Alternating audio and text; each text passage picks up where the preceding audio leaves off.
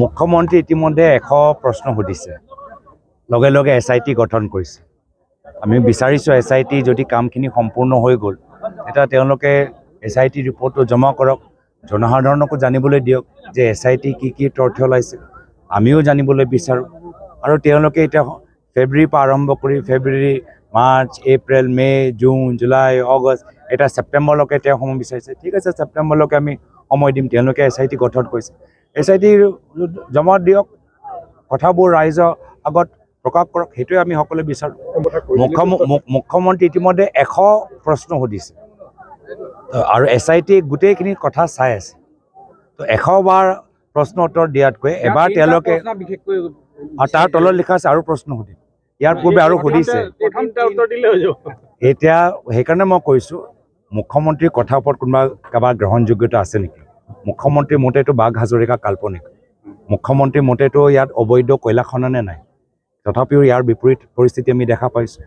মুখ্যমন্ত্ৰীৰ মতেতো আজি পুলিচ আৰক্ষী মাত্ৰ বিৰোধী দলক ধৰিবলৈহে, কিন্তু আজি যে অবৈধ কয়লা খননৰ গোটেই তথ্যবোৰ যে ফাদিল হ'ল, কাগজ পত্ৰবোৰ যে জমা হ'ল, এই কাগজ পত্ৰত কাক কাক পে'মেণ্ট দিছে সেইখিনি কথাটোৰ ওপৰতো মুখ্যমন্ত্ৰী নিমাত হৈছে। আজি কোনোবা কাৰ্বি আংলঙত 150 কোটি টকা বাংলো বনাই আছে, ফাৰ্ম হাউচ বনাই আছে, সেয়া লৈতো তেওঁলোকে নিমাত হৈছে। মাটি দখল হৈ আছে, ড্ৰাগছ এটা ভয়াৱহ ৰূপ ধাৰণ কৰিছে। অসমৰ জনসাধাৰণৰ বাস্তৱ সমস্যাৰ ওপৰত মুখ্যমন্ত্ৰী নিমাত। কোনোবা এজন বিধায়কে কিবা এটা কাৰ্টুন পোষ্ট কৰিছে, পিছত সেই কাৰ্টুনটো ডিলিট কৰি দিলে, এতিয়া সেই বিধায়কজনকে সোধক। মইতো কৈছোঁ তেওঁলোক এতিয়া অসমৰ ৰাইজে তেখেতৰ ৰাজনীতি আৰু আমাৰ ৰাজনীতিৰ মাজত পাৰ্থক্যটো দেখিছে, বুজি পাইছে। আমি গহীন হৈ পেহেলগামৰ সম্পৰ্কত আমি সকলোৱে একত্ৰিত হ'বলৈ বিচাৰোঁ।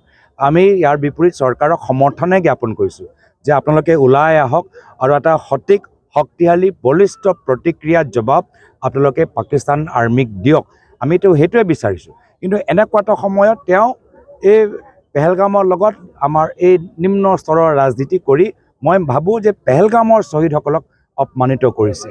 ৰাইজে দেখিছে, পাৰ্থক্য বুজি পাইছে, ৰাইজৰ আশীৰ্বাদ আমাৰ লগত আছে। আমি ৰাইজৰ হৈ মাত মাতিছোঁ। আজি ড্ৰাগছ, কয়লা, আজি ভ্ৰষ্টাচাৰ ডাঙৰ সমস্যা হৈ পৰিছে। কিন্তু এই ক্ষেত্ৰত বৰ্তমান চৰকাৰ বিফল, বৰ্তমান চৰকাৰ নিমাত। যিকোনো খবৰৰ বাবে যোগাযোগ কৰক 7099017330 লগতে 7099017110 নম্বৰত।